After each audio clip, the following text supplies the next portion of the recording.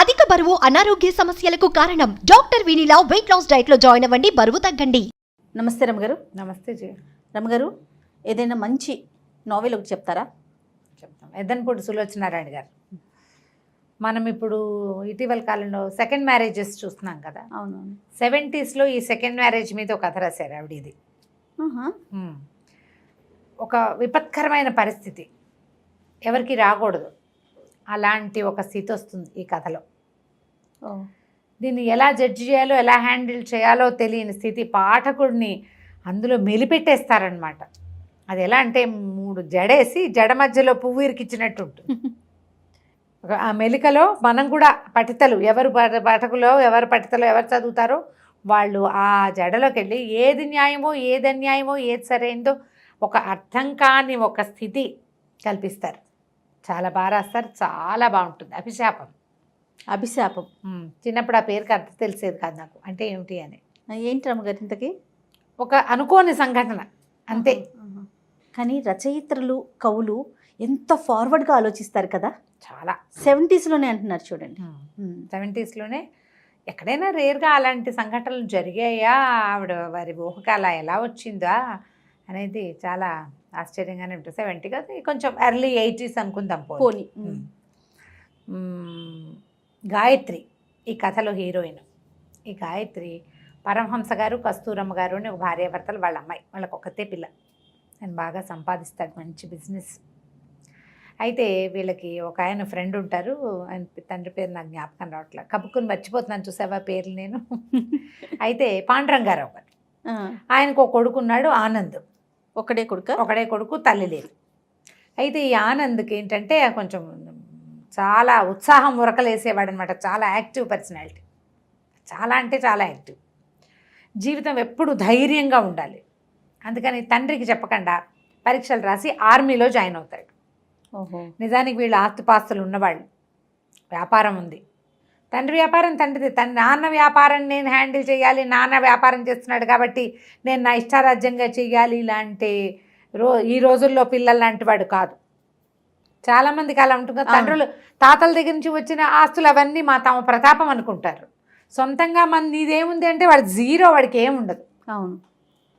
ఇలాగా తనంతట తను ధైర్యంగా జీవించడం మీద అవగాహన ఉన్నవాడు, చాలా యాక్టివ్. ఆనంద్, వీళ్ళిద్దరికీ పెళ్లి కుదురుస్తారు. పెళ్లి కుదిరిస్తే అసలు కథా ప్రారంభం కూడా వీళ్ళు నిశ్చితార్థంతో కథ మొదలవుతుంది. ఆనంద్ అండ్ గాయత్రి. ఈ గాయత్రికి చెప్తాడు, గుల్మొహార్ చెట్టు కింద ముద్దు పెట్టుకోవాలి నన్ను, అప్పుడే నీకు ఉంగరం పెడతానని చెప్తాడు ప్రధానానికి. ఈ అమ్మాయి ఏం చేస్తుంది, బయలుదేరి వస్తుంది ఇంటి దగ్గర నుంచి. వాళ్ళ నాన్న మ్యాచింగ్ చెప్పులు లేకపోతే కుదరదు. తండ్రికి చెప్పులు నల్ల ఎందుకు వేసుకున్నావు, శారీకి మ్యాచింగ్ వేసుకోవాలంటాడు. అతనేమో నువ్వు పల్లెటూరు రకంగా తయారవుతూ స్టైలిష్గా తయారవ్వాలంటాడు. సరే, తండ్రికి అంత కూతురికి అట్లా అన్నీ వైనంగా ఏర్పరచాలని ఉండే తండ్రి అనమాట.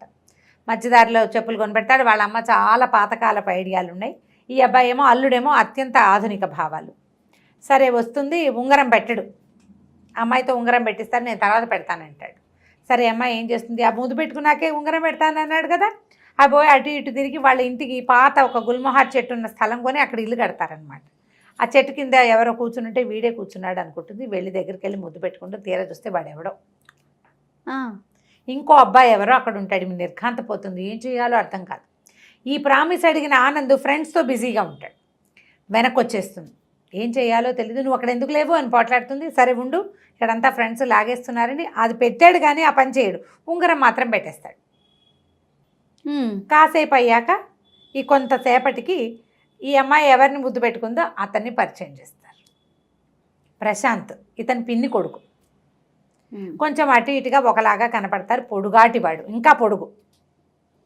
అతను ఏదో పోస్ట్ గ్రాడ్యుయేషన్ చేస్తాడు, గోల్డ్ మెడలిస్టు, కానీ ఉద్యోగం రాదు. సవితల్లి ఉంటుంది, పిన్ని చనిపోతుంది. సవితల్లి దగ్గర ఏదో ఇబ్బంది పడుతుంటే ఈ ఆనంద్ ఏం చేస్తాడంటే ప్రశాంత్ని తీసుకొచ్చేస్తాడు. మా దగ్గర ఉండి మా నాన్నతో ఉండి ఇక్కడ ఉద్యోగం నేను చూస్తారు వీళ్ళని. తండ్రికి చెప్తాడు, నేను ఏమైనా పొరపాటు చేశానా, నిన్ను వదిలిపెట్టేసి నువ్వు ఒక్కడవే ఉండి సరిగ్గా తింటలేదు చేయట్లేదని వంట మనిషి అడుగుతోంది, చెప్తోంది అంటే, అలా ఏం లేదు నేను బాగానే ఉన్నానంటాడు. అక్కడి నుంచి నిశ్చార్థం అయిపోతుంది. ఆ ప్రశాంత్ని ఈ అమ్మాయికి పరిచయం చేస్తాడు. తండ్రి తన నాన్నకి చెప్తాడు మాట, ప్రశాంత్ని నీ దగ్గర ఉంచుకో, వాడికి ఏదైనా మంచి ఉద్యోగం చూడాడి, ఇక్కడే ఉంచుకుందాం, నీకు తోడు ఉంటాడు, వాడు ఉంటే వాడి కేర్ టేకింగ్లో ఉంటావు కాబట్టి నేను హాయిగా ఉంటానని, ధైర్యంగా ఉంటానని చెప్తాడు. సరే ప్రశాంత్ని పరిచయం చేస్తాడు. మెల్లిగా చూపులు విడదీసుకుంటారు వీళ్ళిద్దరూ. ఈ అమ్మాయి ముద్దు పెట్టుకున్న అమ్మాయి పెళ్లి కూతురని అతనికి తెలుస్తుంది. తను ముద్దు పెట్టుకున్నవాడు ఇది వీడి కజిను, వీడు కాదని తెలిసిపోయింది కదా. సరే మెల్లిగా ఫ్రెండ్షిప్ కుదురుతుంది. కానీ గాయత్రి ఆనంద్ చిన్నతనం నుంచి స్నేహితులు, కొంచెం చిన్నప్పటి నుంచి ఒకళ్ళకొకళ్ళు తెలుసు, కొంచెం ఆకర్షణ ఉంది. సరే పెళ్ళి అయిపోయింది. తర్వాత పెళ్లి చేసేశారు. బెంగళూరు పంపిస్తారు. బెంగళూరులో కాపురం. అక్కడికి వెళ్ళాక ఈ అమ్మాయి ఇంత బారెడు జుట్టుని కత్తిరింపించేస్తాడు, స్టైలిష్గా తయారు చేస్తాడు. ఇది ఈ రోజుల్లో అబ్బాయిల ధోరణి అనమాట. నాకు నచ్చినట్టే ఉండాలి నా భార్య, ఆమె రకం ఆమె ఉండటం కాదు. ఈ రోజుల్లో అనకూడదు, ఇది 80s 90sలో అబ్బాయిలదనే అనుకోవాలి. ఇవాళ రేపు అమ్మాయిలు వాళ్ళ ఛాయిస్ ప్రకారం ఉంటారనే మగపిల్లల సంఖ్య బాగా పెరిగింది. అవును. ఈవెన్ నా పిల్లలు కూడా ఛాయిస్ బొట్టు పెట్టుకోకపోతే పెట్టుకోపోని తన ఇష్టం అనే ధోరణి ఇప్పుడు బాగా వచ్చింది. తన బట్టలు తన ఇష్టం, తన పని తన డబ్బులు తన ఇష్టం, అవును, తందే ఛాయిస్, మనం అట్లా జడ్జ్ చేయకూడదు. అలాంటి భావాలు ఇప్పుడు పెరిగినాయి. కొంతకాలం పాటు మాత్రం ఇవి కనబడేవి. స్టైలిష్గా ఉండాలి, తనకు కావాల్సినట్టు ఉండాలి. ఈ అమ్మాయిని పూర్తిగా మార్చేస్తాడు. ఇంట్లో చక్కగా మందు, రకరకాల వ్యవహారాలు ఉంటాయి. ఆర్మీ వాళ్ళు, తల్లి వచ్చి లబలబలాడుతుంది ఇదేమిటి అని. చాలా సంతోషంగా ఉంటారు. ఓ సంవత్సరం 2 ఏళ్ళ దాకా పిల్లలు కనకూడదు అంటాడు. ఓ ఏడాది పాటు వీళ్ళు హాయిగానే ఉంటారు. సరే మధ్యలో అక్కడ ఎవరో తెలిసిన వాళ్ళ పిల్ల ఒకతుంటే ఆ పిల్లని ఆ లైలాని చూపించడానికి ప్రశాంత్ని పిలిపిస్తాడు. ఆ పిల్లని చేసుకో నువ్వని. అతను ఇష్టపడ్డు. ఈ గాయత్రి వేషం చూసి ఆశ్చర్యపోతాడు. మెడదాకా కత్తిరించిన జుట్టు, ఐబ్రోస్ షేప్ చేసి మ్యాక్సేల్ వేసుకుని, గౌన్లు వేసుకుని కనపడుతుంటే విచిత్రంగా ఉంటుంది ఆ ప్రశాంత్కి. చక్కగా చీర, పెద్ద జడ అలా ఉండే అమ్మాయి ఇలా మారిపోతుంది అన్నమాట. కొంతకాలానికి ఏమవుతుందంటే వారు ఏదో వస్తుంది. ఇతను వెళ్తాడు ఆనంద్. సరే ఒకతే ఏముంటుందని ఈ గాయత్రిని హైదరాబాద్ తీసుకొచ్చేస్తారు. వీళ్ళ ఇంటికి తెచ్చేసుకుంటారు. కొద్ది రోజుల్లో వార్త వస్తుంది, ఆనంద్ మరణించాడు. ఓహో, బాడీ దొరకల. యుద్ధ విమానాల్లో విమానం కూలిపోయింది, చనిపోయాడు. దాంతో ఇంకా ఏం చేస్తారు? ఇంకా ఈ పిల్ల జీవితం మూడైపోయింది. తండ్రి హతాశుడైపోయాడు. ఈ పిల్లని ఎప్పటికీ కోపప్ చేయలేకపోతారు. ఎలాగైనా తమ పిల్లని నార్మల్ చేయాలని ఉంటుంది తల్లిదండ్రులకి. తల్లి కొంచెం వెనకబడిన భావాలు కాబట్టి మళ్ళీ పెళ్లి చేద్దామన్న ఊహ రాదు. ఈ ప్రశాంత్ ఇక్కడే ఉంటాడు. అతను రెగ్యులర్గా వచ్చి ఈ అమ్మాయిని చూస్తాడు, వాళ్ళకి కొంచెం సహాయంగా ఉంటాడు. పెద్దనాన్నని చూసుకుంటూ ఉంటాడు. ఈ అమ్మాయి తండ్రే ప్రపోజ్ చేస్తాడు ప్రశాంత్కి. ప్రపోజ్ చేస్తే బాగా ఆలోచించి ఎవరో ఒకళ్ళ చేతిలో పెట్టాలి. దాని బతుకెట్లా మా తర్వాత? భర్త చనిపోతే పిల్లని చచ్చిపోమని అనలేం కదా. అదే కదా. తల్లి పెద్దగా ఇష్టపడదు, ఆవిడకి ఇష్టం ఉండదు. పాతకాలప మనిషి, మళ్ళీ పెళ్ళి ఏమిటి అనుకుంటుంది. తండ్రి ఒప్పుకోడు. ఇంకా ఆయన కూడా, ఈ పాండురంగారావు గారు కూడా, ఆనంద్ తండ్రి కూడా, పోనీ ఈ పిల్లని చిన్నప్పటి నుంచి చూసిన ఆయన, దాని జీవితం మూడైపోవటం ఆయనకి ఇష్టం ఉండదు. సరే పెళ్ళికి ఒప్పిస్తారు. అమ్మాయిని పెళ్లి చేసుకున్న అతనితో కలిసి ఉండటం ఏముంది, అతని దారిని అతను ఆఫీస్కి వెళ్తుంటాడు, ఈ అమ్మాయి దారిని ఈ అమ్మాయి ఇంట్లో ఉంటుంటుంది. వేరే ఇల్లు ఒకటి తీస్తారు, మంచి ఇల్లు. ఈ అమ్మాయి అన్ని కింద రూము, పైన బెడ్రూమ్ ఉంటుంది కానీ అక్కడికి వెళ్ళదు. కింద రూమ్లో అన్నీ అరేంజ్ చేసుకుని పెట్టుకుంటుంది. వాడి ఫోటోలు, ఆనంద్కి ఇష్టమైన రికార్డులు తనకు కావాల్సినట్టుగా పెట్టుకుంటుంది. నువ్వు ఇలా ఇంట్లో ఉండద్దు, ఏదైనా పెయింటింగ్ చేసి సంగీతం నేర్చుకో, అక్కడికి వెళ్ళు ఇక్కడికి వెళ్ళు అని ఇది ఆనంద్ ఈ ప్రశాంత్ బాగా ఎంకరేజ్ చేస్తాడు. క్రమంగా కొంతకాలానికి వీళ్ళిద్దరూ దగ్గరవుతారు. దగ్గరయ్యాక ఈ అమ్మాయి ప్రెగ్నెంట్ అవుతుంది. సంతోషిస్తారు వీళ్ళు కూడా. ఓ పిల్లాడు పుడతాడు. వాడి పేరు ఆనంద్ అని పెడతారు. బుజ్జి చిన్న పిల్లాడు, ఆనంద్ అని పెడతారు. 3 ఏళ్ళు గడిచినాయి, 4 ఏళ్ళు కూడా. అటు ఇటుగా ఆనంద్ చనిపోయి 5 సంవత్సరాలు నిండిపోయింది. ఈయనకి పిల్లాడితో బాగా అలవాటు అవుతుంది పాండురంగారావు. ఆనంద్ వాళ్ళ నాన్నకు కూడా. వీళ్ళ అమ్మా నాన్న కూడా సంతోషంగా ఉంటారు. ఏదో యాత్రలకు వెళ్తారు, అమ్మా నాన్న చనిపోతారు యాక్సిడెంట్లో. ఇక ఇంకేముంది, ఇంక మిగిలింది వీళ్ళకి ఒక పెద్ద ఆయన. ఇంతలో సడన్గా ఏమవుతుందంటే ఆయనకు ఒక ఫోన్ వస్తుంది. ఈయన హుటాహుటిన బెంగళూరు పరిగెడితే ఆయనకి ఆనంద్ దొరుకుతాడు. యాక్సిడెంట్లో ఆ ఫ్లైట్ యాక్సిడెంట్లో ఒక చోట ఎక్కడో పడిపోయాడు. కళ్ళు పాడైపోయినాయి అతనికి, కళ్ళు కనపడవు బాగా, మొహం అంతా కాలిపోయింది, కానీ బతికే ఉన్నాడు. ఆ బతికి ఉన్న అబ్బాయిని ఈయనకి అప్పచెప్తారు. తీసుకొచ్చుకుంటాడు ఆయన. తెచ్చాక అతవాడికి గాయత్రి కావాలి.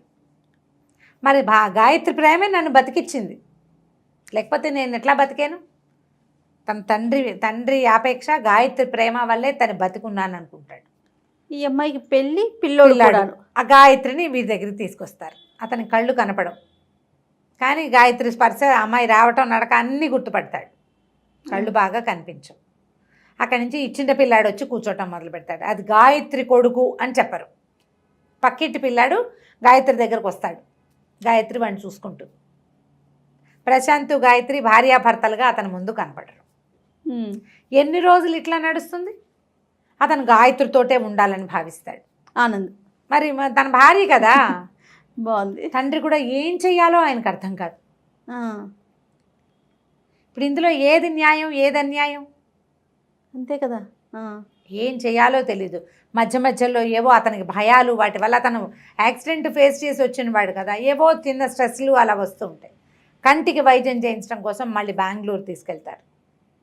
ఒక చోట ఎక్కడికో హాస్పిటల్కి, బెంగళూరు ఊర్లు మారుతున్నాయి, తీసుకెళ్తారు. హాస్పిటలైజ్ అవుతాడు. సరే వచ్చేస్తాడు ఇంటికి. ఆ ఇంటికి వచ్చే టైంకి ఏమవుతుందంటే, నేను గబగబా బ్రీఫ్ చేస్తున్న స్టోరీని, చాలా సంఘటనల సమాహారంగా నడుస్తుంది. ఎంత బాగుంటుందో కథనం, ఎంత బిగువుగా. అసలు చెప్పే కదా, 3 పేటలా అల్లిన జడ మధ్యలో పువ్వుల్లాగా ఇరుక్కుపోతాం మనం. ఎక్కడి నుంచి తీయాలో మన మనసుని మనకు అర్థం కాదనమాట. ఈ ఇంటికి వచ్చేసరికల్లా ఆ ఇంటి దారి అక్కడ దాకా ట్యాక్సీలో రావడం తెలుస్తుంది. సందు మొదట్లో దిగేస్తాడు, ఇక్కడే ఎక్కడో ఇల్లని. ఈ పిల్లాడు, ఈ బుజ్జి అక్కడ ఆడుకుంటూ ఉంటాడు. వాడేం చేస్తాడు, అంకుల్ రండి రండి, మా అమ్మ ఇక్కడే ఉంది, మా నాన్న కూడా ఇక్కడే ఉన్నాడని చెప్తాడు. ఈ పిల్లాడు అబ్బాయి మాట్లాడుకునేటప్పుడు నా పేరు ఆనందే, నా పేరు ఆనందే అని వాడి పేరు ఆనంద్ కదా. నా పేరు ఎందుకు పెట్టుకున్నారంటే, కాదు నా పేరే నువ్వు పెట్టుకున్నావు, వాడి పేరే వీడికి పెట్టారు. అయితే తీసుకొచ్చి మెట్లు ఎక్కించి వదిలిపెడతాడు, ఇంటి దగ్గర వదిలిపెడతాడు.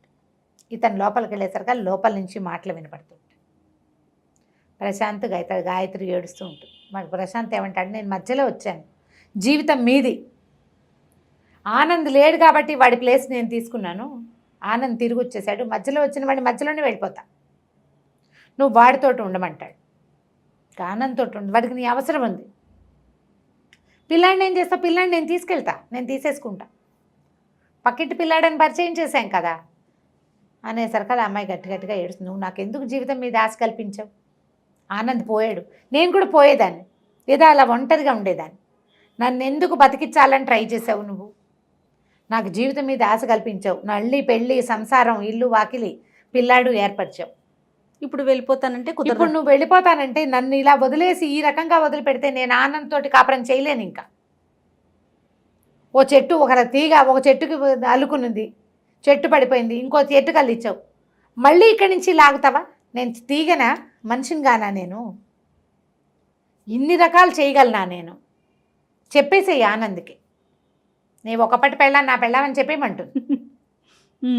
లేదా అసలు నేను లేననుకుంటాడు, నేను ఎక్కడికి వెళ్ళిపోయినా తనకు తెలియపోతే బెంగతోటి ఉంటాడు. లేడా ఇప్పుడు 4-5 ఏళ్ళ నుంచి బతికే ఉన్నాడు. నేను పిల్లాడు, నేనేమవ్వాలి?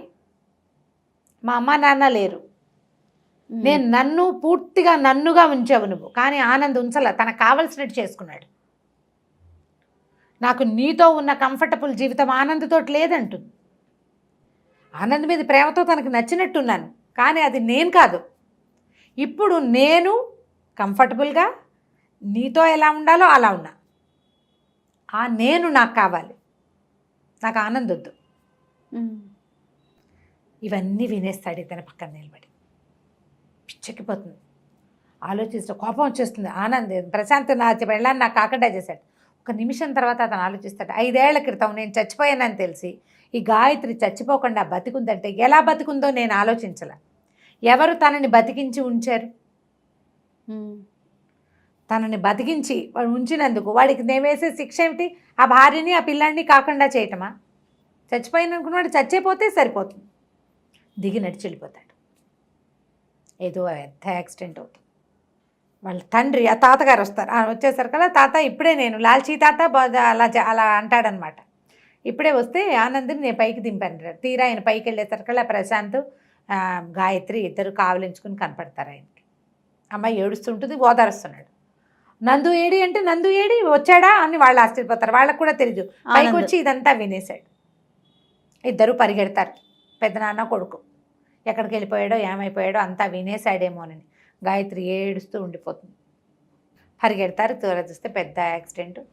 తండ్రికి చెప్పేస్తాడు, సారీ చెప్తాడు, నేను రాకుండా ఉండవలసింది, నేను వెళ్ళిపోయి గాయత్రికి అన్యాయం చేశాను, వచ్చి గాయత్రికి అన్యాయమే చేశాను, నా జీవితం నాకు కావలసినట్టుగా ఉండాలని కోరుకుని నేను ఆస్తి వ్యాపారం ఏం వద్దని యుద్ధానికి వెళ్ళాను, నా లైఫ్ నా స్టైలు అని, అన్నీ నాది నాది నాది కావాలనుకుంటే అలా ఎలా బాగా జీవితం ఒప్పుకోవద్దు?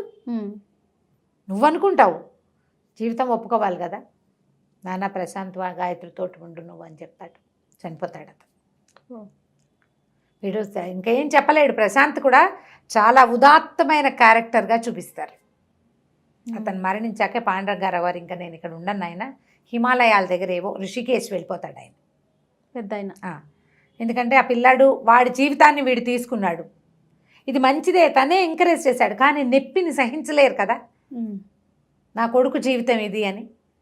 అందుకని నేను ఇక్కడ ఉండను, ఎప్పుడైనా ఒకసారి వచ్చి పిల్లాడిని చూపించమని చెప్పి ఆయన కూడా వెళ్ళిపోతాడు. గాయత్రి క్యారెక్టరు ముందు నుంచి చివరి దాకా చిన్న డిఫరెన్సెస్ తోటి చాలా బాగా చూపిస్తారు. ప్రశాంత్ క్యారెక్టర్ సటిల్గా ఉంటుంది. ముందు నుంచి మంచివాడు, అతను ఎప్పుడు మంచివాడుగానే ఉంటాడు. చివరికి కూడా అతను తన పద్ధతి మార్చుకోడు, అతనికి స్వార్థం రాదు. నేను పెళ్లి చేసుకున్నాను, నేను కాపురం చేస్తున్నా, ఇది నా పెళ్ళాం, నా పిల్లాడు, నాకు కావాలి, వీడెవడు అని అనుకోడు. ఇది ఆనంద్ పెట్టిన భిక్ష నా జీవితం, వాడి వల్లే నాకు ఉద్యోగం వచ్చింది, వాడి వల్లే నేను లైఫ్లో సెటిల్ అయ్యాను, వాడి భార్యను తీసుకుని ఇచ్చేయాలి వెనక అనుకుంటాడు. మనం ఈ ముగ్గురులో ఎవరు కరెక్టో మనం జడ్జ్ చేయలేకపోతాం జయ. ఏదైనా సులోచనారాయణ గారిది ఒక ప్రత్యేకమైన తరహా. ఈ తరహాలో నువ్వు ఏ క్యారెక్టర్ని ఇదే నేను కరెక్ట్ అని అనిపించదు మనకి. ఇది కరెక్టే, దాని గురించి మాట్లాడితే అది కరెక్టే, మూడో దాని గురించి మాట్లాడితే మూడోది. ఇందులో గాయత్రి పక్షం వహించాలా మనం? వహించలేము. పోనీ ప్రశాంత్ది కాదు, ఆనంద్ది అది కాదు, కానీ మనం ముగ్గురు పక్షము వహిస్తాం అంతే. ముగ్గురు కరెక్ట్, ముగ్గురు కరెక్టే. ఇలా ముప్పేటగా ఉండే కథల్ని ఎన్ని రకాలు రాస్తారో వింటుంటే ఎలా ఉంది. అసలు ఆ కథ చదువుతూ ఉంటే ఆనంద్ తిరిగి వచ్చాక గాయత్రి ఎలా అయిపోయింది అనేది అబ్బా చెప్పద్దు అసలు. చదివి తీరవలసింది. అభిశాపం కొంచెం పెద్ద నవలే కథ, మరి ఒక 5-6 ఏళ్ల జీవితం కదా. తాపీగా చదవండి, స్క్రిప్ట్లో హాయిగా దొరుకుతుంది, చదువుకోవచ్చు. నెలకు ఒక 300 మన అకౌంట్లో నుంచి కట్ అవుతాయి. ఇలాంటి బోల్డ్ అని నావెల్స్ దొరుకుతాయి. నేను సినాప్సిసే ఇచ్చాను, బాగా కరెక్ట్గా ఒకదాని వెనకాల ఒకటి ఇవ్వలేదు. ఇలాగే నా ఫేవరెట్ నావెల్స్ కొన్ని, కీర్తి కిరీటాలు, శ్వేత గులాబీ, విజేత ఎక్సలెంట్గా ఉంటాయి.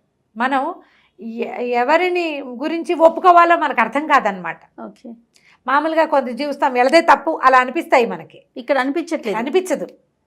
ఎవరికి వాళ్ళు ఉదాత్తమైన వాళ్ళు, సరైన వాళ్ళు, వాళ్ళ వరకు వాళ్ళు గ్రౌండెడ్గా కరెక్ట్గా ఉన్నారనిపిస్తుంది. ట్రై చేసి చూడండి. ఈ పుస్తకం కోసం చాలా బుక్ స్టోర్స్లో, నవోదయాలో, నవయుగాలో అన్ని చోట్ల దొరికేస్తుంది. విశాలాంధ్రలో కూడా దొరకచ్చు. ఎద్దనపూడి సులోచనారాయణ గారి అభిశాపం. అద్భుతం గారు, చాలా బాగుంది. రైట్, ఇంకొక నోవెల్తో మళ్ళీ కలుద్దామండి. తప్పకుండా. నమస్తే. నమస్తే జయ.